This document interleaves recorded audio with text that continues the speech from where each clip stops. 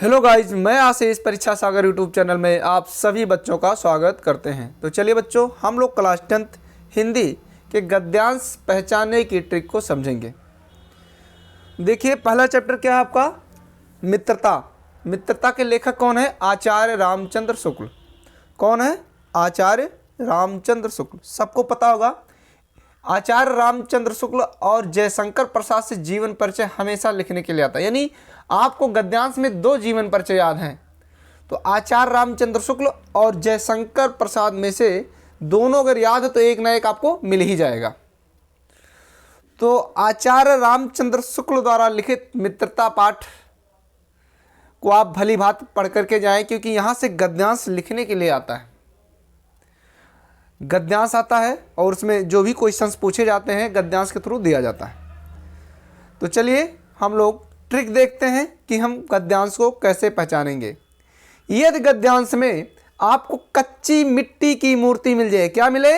कच्ची मिट्टी की मूर्ति, या फिर युवा पुरुष मिल जाए, या फिर मित्रता की बात हो, या बुरी संगत, या फिर मित्र का कर्तव्य दिया हो, बुरी संगत के लोगों का साथ, बुरी संगत के लोगों का साथ करना, धुन दिया हो, धुन, बाल मैत्री, सहपाठी की मित्रता, ठीक, सहपाठी की मित्रता, या फिर अच्छे मित्र हो, क्या हो? अच्छे मित्र, या फिर सही मित्र सही रास्ता बताते हैं, या घोड़ा लेते हैं तो उसके गुण और दोष को परखते हैं।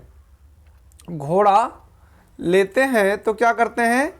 गुण दोष, हंसमुख चेहरा आ जाए, बातचीत का ढंग आ जाए, मनुष्य का जीवन थोड़ा है आ जाए, ढांढस बधा सकते हैं, युवा शक्ति क्या आ जाए? युवा शक्ति नहीं, युवा पुरुष, नाच रंग और सपाटा आ जाए, बादशाह डेमेट्रियस आ जाए, फूल पत्तियों में रंग आ जाए, या फिर फूल पत्तियों में रंग नहीं ये आ जाए, या फिर कुसंग का ज्वर दिखाई दे, या इंग्लैंड का एक विद्वान दिखाई दे, या भद्दे फूहड़ गीत दिखाई दे, या फिर मनुष्य का पैर कीचड़ में ये दिखाई दे, या फिर बुरी संगत, या फिर काजल की कोठरी।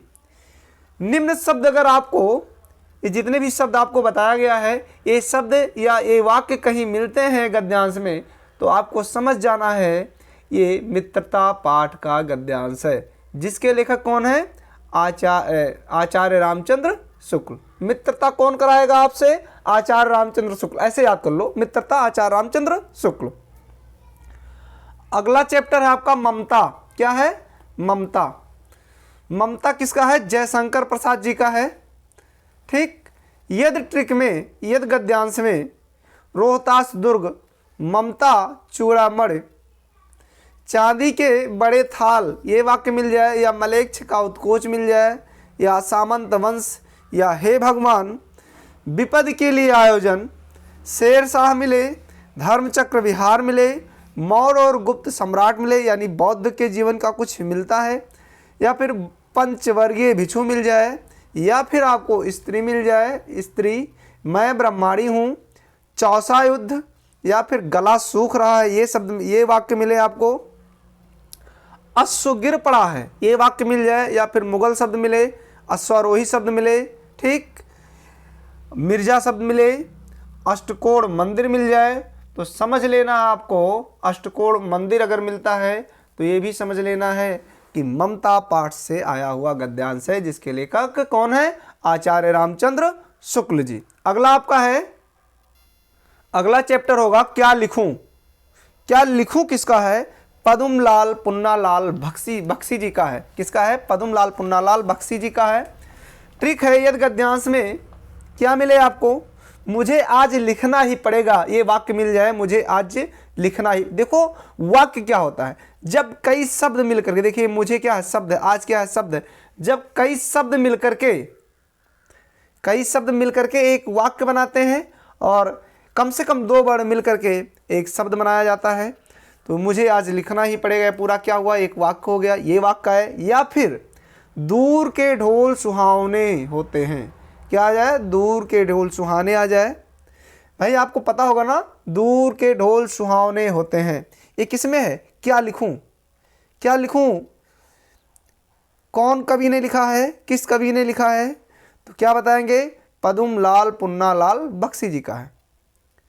निबंध मन की स्वच्छंद रचनाएं, या फिर लज्जाशील, नववधु, तरुण, वृद्ध, महापुरुषों के नाम, सुधार, सुधारक, प्रगतिशील साहित्य आ जाए, ये शब्द आए तो आपको समझ लेना है कि ये कहाँ से आया है। क्या लिखूं पाठ से, जिसके लेखक हैं पदुम लाल पुन्नालाल बख्शी जी। अगला चैप्टर आपका होगा भारतीय संस्कृति, जिसके लेखक कौन है? डॉक्टर राजेंद्र प्रसाद जी। इसमें थोड़ा शब्द और वाक्य ज़्यादा हैं। यदि गद्यांश में यहाँ से भी खूब आता है गद्यांश।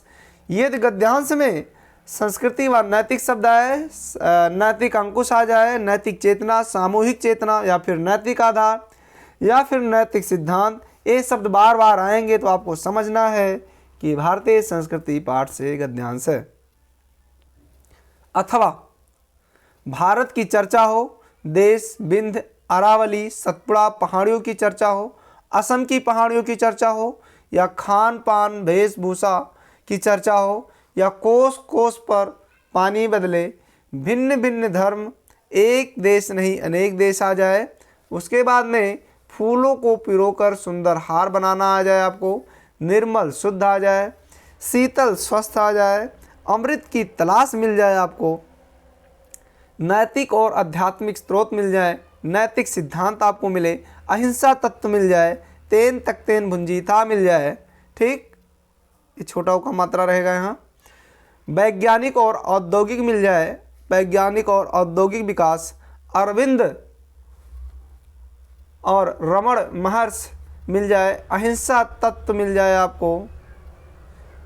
ठीक, अरविंद और रमण महर्षि मिल जाए, सामूहिक चेतना आपको मिले, संस्कृति विभिन्नताएं मिले, या फिर बापू, देशवासी, विज्ञान, मनुष्य के हाथ में अद्भुत शक्ति रहा है, ये सब मिल जाए तो समझ लेना है किस पाठ से है ये।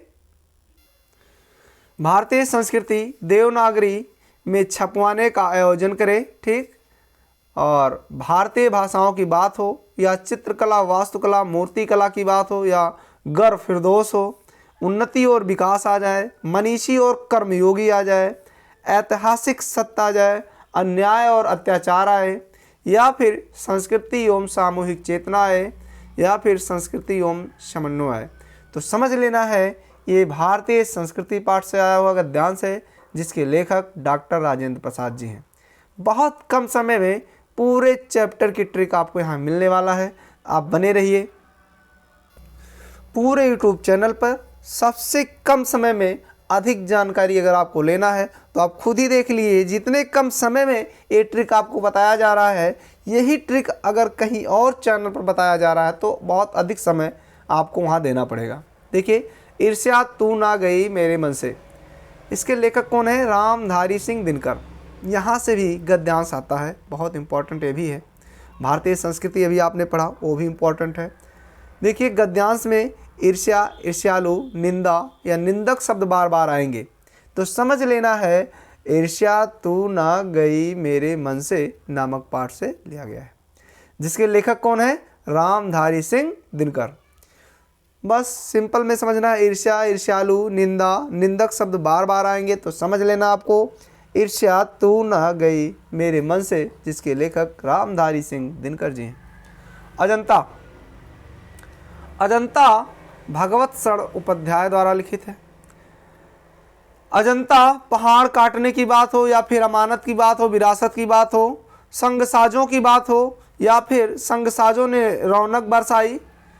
अजंता चट्टानी छाती की बात हो, फसाने अजायब की बात हो, कहानी से कहानी टकराती नर नारी की बात हो, या मनुष्य पशु की बात हो, या फिर हैवान की हैवानियत की बात हो, या बुद्ध का जीवन हो, या महाभिनिष् कर्मण हो, सिद्धार्थ की बात हो, राहुल की बात हो, बंदरों का चित्र हो, जातक की बात आ जाए, बुद्ध, गज, कप, मृग, गुफा की बात आए, शब्द आए, कथा, प्राणचित्र, ये सब शब्द आते हैं तो आपको समझ जाना है ये अजंता पाठ से हैं, जिसके लेखक कौन है? भगवत शरण उपाध्याय जी। उसके बाद में अगला चैप्टर आपका होगा पानी में चंदा और चांद पर आदमी। ठीक, क्या है? पानी में चंदा और चांद पर आदमी।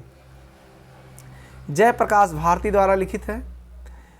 इसमें कुछ हम शब्द और कुछ वाक्य समझेंगे जो गद्यांश में आपको सीधे मिल जाएंगे। बच्चे रेडियो पर कान सटाए बैठे थे। बच्चे रेडियो पर कान सटाए बैठे थे।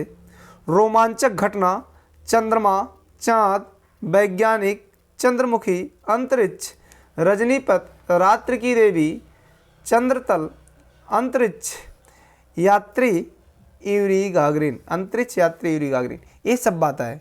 बच्चे रेडियो पर कान सटाए बैठे थे। रोमांचक घटना, चंद्रमा, चांद, वैज्ञानिक, चंद्रमुखी, अंतरिक्ष, रजनीपथ, रात्रि की देवी, चंद्रतल, अंतरिक्ष यात्री यूरी गागरिन, अंतरिक्ष यात्री यूरी गागरिन, ये सब शब्द या वाक्य मिले तो आपको समझ जाना है ये कहाँ से है। ये पानी में चंदा और चांद पर आदमी नामक पाठ से है, जिसके लेखक कौन है? जयप्रकाश भारती जी। कौन है? जयप्रकाश भारती। बस बच्चों, आज इतना ही। तब तक के लिए जय हिंद।